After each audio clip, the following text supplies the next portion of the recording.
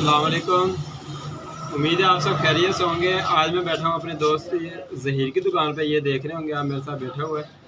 तो इन्होंने माशाल्लाह सेटअप लगाया हुआ है इधर लेमिनेशन का।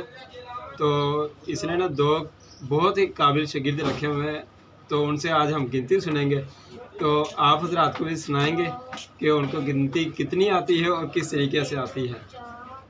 ये जी ये ज़हीर साहब का बड़ा लड़का है, ठीक है, यानी कि बड़ा लड़का जो काम करने है। दो लड़के काम करते हैं, इसके बाद ये छोटा लड़का काम करता है और ये बड़ा लड़का काम करता है। माशाल्लाह दोनों ही बड़े खूबसूरत हैं और ज़हीन भी माशाल्लाह बड़े हैं। तो आइए हम इनसे पूछते हैं। जी आपका नाम क्या है? अफजाल। अच्छा, कितनी गिनती आती है आपको? 100 तक गिनती आती है।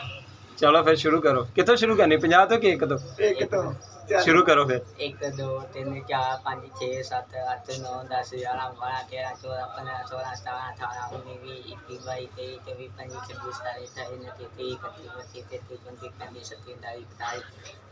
29 30 31 32 33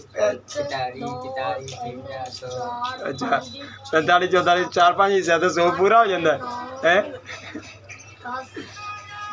कितनी आती है अगे? 35 36 अगे 35 36 30 तो शुरू कर। 20 तो 20 21 22